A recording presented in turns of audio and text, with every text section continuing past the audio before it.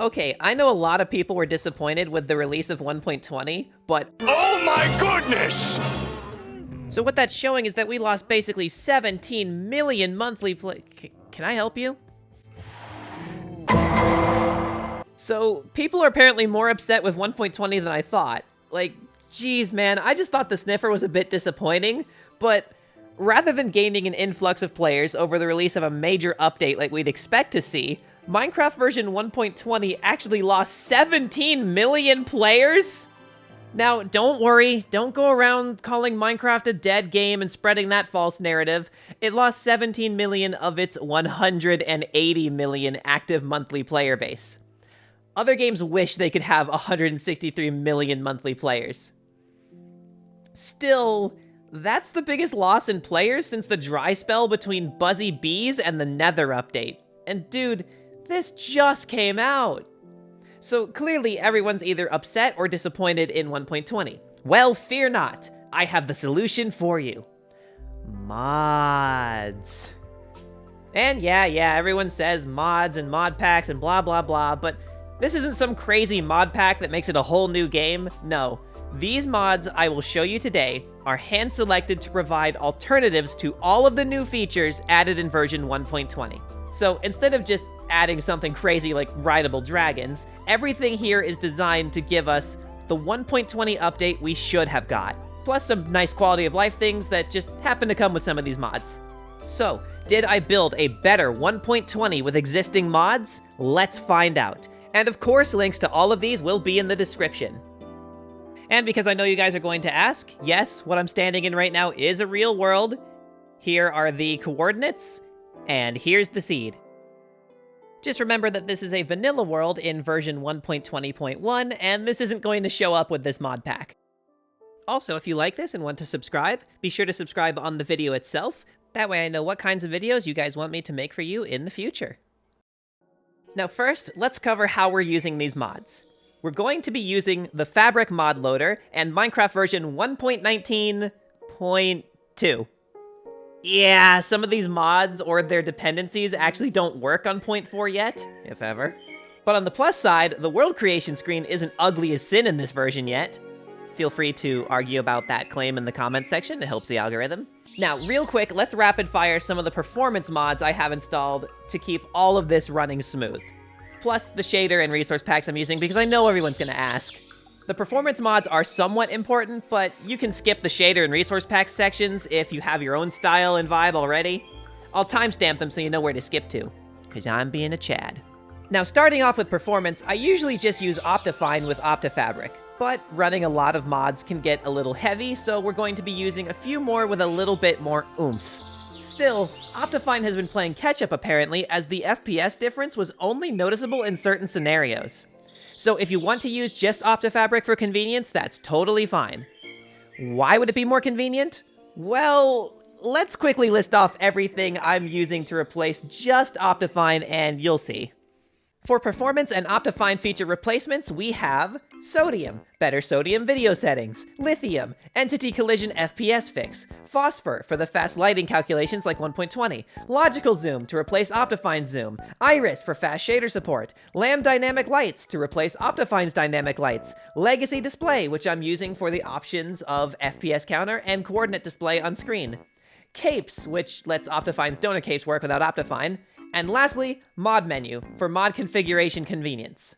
So all of that, or just use OptiFabric, though I'd still get Mod Menu if you're going to be doing that.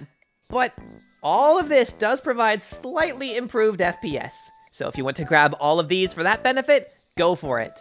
But again, I totally understand if you just want to stick with OptiFabric. There's even some things that I missed that it provides, like smart leaves, connected textures, custom models. Either choice will work fine for this pack though, I tested both. Okay, so now that the performance stuff is out of the way, here are the optional additional cosmetic things that I'm using that are not necessary to the experience at all. I just like them and they appear throughout the video. Skip ahead to the next section if you don't care. Firstly, the shader is Complementary Reimagined. For unnecessary cosmetic mods, we have Apple Skin, which shows you how much saturation and healing the food in your hand is going to provide, 3D skin layers, ambient sounds, falling leaves, dynamic sound filters, not enough animations, sound physics, Presence Footsteps, and Void Fog.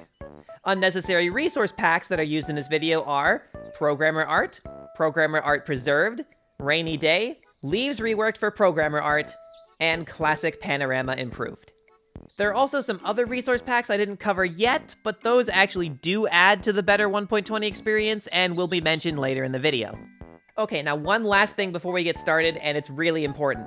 Dependencies. Yeah, boring as heck, but these mods do rely on these to work, so we're going to have to install Fabric API, Fabric Language Kotlin, Architecture API, Creative Core, Cloth Config API, Dawn API, Bookshelf, Terra Blender, and Trinkets. Okay, now that we have all of that, we can finally get started with the real mods. Isn't modding fun? Oh, and make sure you downloaded the Fabric versions of all of these mods and that they are specifically or support version 1.19.2. You still with me? Great, so let's build a better 1.20. So we already handled the lighting improvements and optimization at this point, so now the fun part. Implementing 1.20 features, but better. Let's start by addressing the dinosaur in the room, the Sniffer. For the Sniffer, we are going to install the Muffin Sniffer mod. That's what it's actually called. Now, this Sniffer mod is admittedly not the best looking. Also, the creator of the mod made the sniffing sound stereo instead of mono, so the dynamic volume isn't working, but he's still a better sniffer than what we got. Now, everyone who saw my sniffer video knows the details of what makes him so dang useless, but to recap, the real sniffer only sniffs up ancient seeds that grow into 2 decorative flowers, and he struggles with that because they gave him a memory of places that he has sniffed and won't check again. This sniffer also sniffs up ancient seeds that grow into decorative ancient grass, but he sniffs seeds and even food of all kinds. So, you can give him wheat seed, and in return, he might give you carrots, potatoes, pumpkin seeds, melon seeds, or even spore blossoms, as well as the ancient grass seed. So, if all you have is wheat and an abundance of seeds, instead of composting it, you could use one of these guys to basically turn those seeds into seeds from other plants or crops you don't have yet. And instead of sifting suspicious gravel for the eggs, you can just find these eggs in ocean ruin chests. Oh, and you can ride him. And it's exactly as slow as you'd imagine. But hey, it looks funny, and it helps with moving them around farms. Because, you know, since there's no memory on this sniffer, you actually can farm these. So the ancient grass and spore blossoms cover the 2 decorative blocks, but man, I know we wish we had those flowering vines that got scrapped just because they were leaked early. Well, how would you like to have all of the flowering vines? The Floral Enchantment mod adds flowering bushes for every flower type that can be harvested into flowering vines. So new vines with every type of flower you could ever want. But it doesn't stop there. It also adds large flower pots and double pots for decoration. You can even carry it around. But if you don't want to be lugging a heavy flower pot around, let's craft a flower basket, which you can also place for even more decoration. So if the real sniffer left you wanting better floral decoration, we've got you covered. You can even craft floral crowns if you want to look pretty. And there's also some other fun features I left out that I'll leave you to discover on your own. Okay, we've got the sniffer covered. But as my comment section made me very aware, a lot of you did not want the sniffer to begin with. In fact, most of the mob votes went south according to a lot of you. That is why we are installing the Friends and Foes mod. This mod re-adds many of the mobs that were voted out, as well as other concepts that never made it into the game, such as the Beekeeper Villager, and so much more. There is actually a lot to go over with this one, including new structures, but I'll leave some of these as a surprise for you to discover on your own. And also, as a time crunch, I mean, there's seriously just too much to go over with this one. Now, the Friends and Foes mod doesn't cover everything voted out just yet, so we're also going to be adding Mob Vote 2022, which adds in the Rascal and Tough Golem, both of which work exactly as advertised. It also adds another sniffer that is much larger and actually does pretty much nothing. So there will be a small useful sniffer and a huge older sniffer that I guess is just retired and lazily lays around. So if you're in that very small minority of players who liked the sniffer being useless, well, we've got you covered in this mod pack too. Also, real talk, this big useless sniffer looks fantastic. Like, man, I wish the real sniffer looked this good. So now that the Sniffer is thoroughly dealt with and then some, let's get into some of 1.20's other standout features, like cherry groves. We've gotta have cherry groves, and that's going to be a tough one to outdo. It was outdone quite easily, actually. Let me introduce to you Promenade and its gorgeous Sakura biome. First, the cherry blossom trees themselves are much closer to Minecraft's art style than whatever this was. But that's just preferences, I suppose. But seriously, this biome. Oh my goodness. The vibrant grass colors, the small ponds all over, the bamboo growths, the sakura petals blowing in the wind. This is perfect. And that's not even all this mod does. It adds even more new biomes and wood types, as well as new mobs like the moss creepers, sunken skeletons, and ducks. Whack. It also adds new plants and mineable blocks, and this is just scratching the surface. Again, more for you guys to discover. But basically, a better cherry biome with a lot of extras. Oh, fair warning though, the cherry wood is not blindingly pink. So, if that's your thing, a texture pack may be something to look into. But pink or not, I think the more realistic cherry wood looks great to build with, especially with bamboo. Speaking of which, bamboo everything! This mod adds all of the new bamboo blocks you'd expect from 1.20, but with a twist. You can decide if you want them to be dry or not. Just toss them in a furnace if you want them to be dry bamboo to build with, or just leave them as is if you prefer the green texture. We also get bamboo ladders and torches for some reason, and even the bamboo raft. And okay, yeah, that's a really shitty raft, admittedly, but it does have it. Besides, the real bamboo raft is just a retextured boat. We're not exactly missing a feature here. Plus, the features we gain more than make up for the raft being less than adequate. Now, for the chiseled bookshelves. And look, I did manage to track down the original mods that inspired the chiseled bookshelves, but they are wildly out of date and built for Forge. Look, the thing is, some really important mods that we're using already are only on Fabric and/or Quilt. So, I had to get a little creative with the bookshelves. This is the Storage Bookshelves mod, in combination with the Magical Bookshelves Resource Pack. They basically combine the old and new chiseled bookshelves into one block. Kind of. So, they work like normal bookshelves for enchanting, but if you name a barrel in an anvil bookshelf with a capital B, and you place the barrel on one of the sides of the bookshelf, and then right-click the bookshelf, you can access the barrel for storage. So it does work for storage, not necessarily just for books, but also whatever, such as enchanting items. However, you do have to get a bit creative with your bookshelf builds and placements.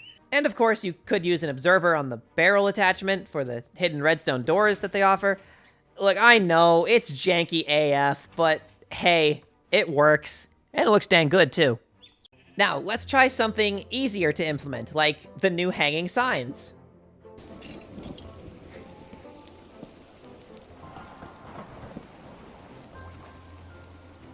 Okay, but seriously, the next mod is the Improved Signs mod. It also allows you to change the text of signs after they are placed, but with extra nice features. Now, you can copy sign text with a blank sign, and the signs that are destroyed retain their text. Oh my god, I never knew how much I needed this until I found it. As for the hanging signs, well, how about hanging everything? What? So, with an amethyst shard, you can turn item frames invisible for decorating with whatever you want. Now that is pretty nice. Now, we've been glossing over some pretty major parts of 1.20. Archaeology! Everyone's favorite feature that totally isn't mind-numbingly boring. Now, that might be kinda hard to outdo, so I added the Phillips Ruins mod. This mod adds over 200 new ruin structures to the game. These range from abandoned houses and small shrines with little to nothing to do in them, to enormous expansive dungeons that you'll have to dig and fight your way through. And they can be brutal. Definitely not something you'll just jump into early game to get good loot. Some of these will kill you. And, you know, everything else in between. Some are super obvious, like towers and massive surface structures, and others are subtle or buried underground. There's plenty to discover, and I doubt you will ever get bored with these. Not that trail ruins are boring, of course. No, never. These are just kind of better. But what about the pottery shards? Where are my useless decorative pots, I hear? Well, for that, we have the Botany Pots mod. You can craft these pots into different dye colors or with different terracotta glazes, but unfortunately, it's not a totally accurate replacement, as these are not useless. These pots can grow flowers, plants, and even coral if you fill them with water. And when the item growing inside is fully grown, it drops the item and goes back to the first stage of growth. So these pots can actually farm flowers and coral, and while adding some color to your base while doing it. Now, before I forget, 1.20 added new music to the game. So this next one isn't actually a mod, but a resource pack. The Lost Nostalgia Music Pack. It doesn't replace any music, but rather it adds more songs that C418 made for Minecraft, but for one reason or another never made it into the game or were removed at some point, as well as some lost music from Minecraft Legacy Edition. This pack places the songs in appropriate biomes and dimensions, and even tweaks the weight of existing songs so that Lena Raine's new music no longer completely overpowers C418's music in how often it plays. Okay, so what about armor trims? Well, armor trims aren't really something that existed beyond old texture packs. So for Cosmetic Armor customization, I'm actually going to be taking some inspiration from another block game, Starbound. First, we used the Plenty of Armors mod to add a ton of new armor to the game. Some sets even provide beneficial effects, such as night vision if you use a full set. So say, for example, you really like an armor's effect, but you think it looks ugly as hell. I know the Phantom Armor actually looks sick, but bear with me. Or maybe you want just to look more casual while still being protected. Well, we are also going to install the Cosmetic Armor mod. Like Starbound, the armor now has a function slot and a cosmetic slot, so you can wear whatever you want on top, while it hides the armor underneath. This can also be used for some serious trolling, like fake elytras or enchanted netherite armor made to look like leather armor. But of course, if you just want to install some clothing mods to wear on top of the armor, go for it. This even works with those flower crowns from earlier.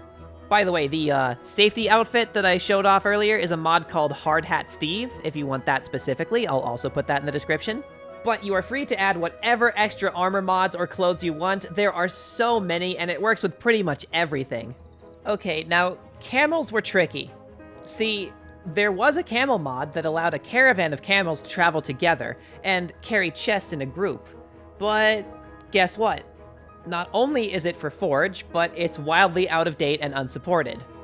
So, we need something that can carry 2 people and has better protection against hostile mobs, since camels are tall enough to avoid certain mobs.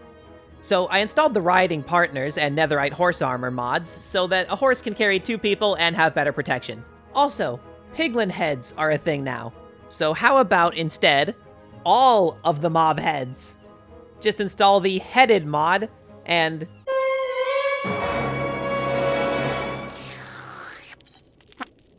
You ever wanted to decapitate an axolotl and mount him above your fireplace? You can do that now! Actually, on second thought, don't install this mod. This is a memory leak and a half. This isn't even a third of the heads. So we're done, right? That's every 1.20 feature covered? Well, not exactly. See, yet again, they skipped adding the bundle due to bedrock and console limitations, and dude, this is Java Edition! It's already different enough. Why can't we just have it since it works on our platform perfectly? Bedrock. Well, screw it. If Mojang isn't going to add it, then I will. The Bundle Recipe mod does just that. It adds a recipe to craft the finished bundle that is in the game already, just inaccessible. But this whole thing is to do better than Mojang, and we can do better than just add the bundle. The Bundle Jumble mod allows you to right-click with the bundle and place a random block from inside. So the bundle will not only help you organize your crud blocks when mining, but now you can use it to help you build with randomized blocks if you're bad at randomizing manually like I am. And that is finally it. Our better 1.20 update, made entirely in 1.19.2 with mods. Did we succeed? Is there anything else you would add or remove? Let me know in the comment section what you think, and I hope you enjoy these mods as much as I do. If you liked this video, be sure to subscribe and hit the notification bell so you don't miss future updates. Subscriptions speak louder than words, and I was inspired to make this based on how many of you guys joined off of the Sniffer video. So if you like this, keep it coming, and I'll keep them coming. That doesn't sound right.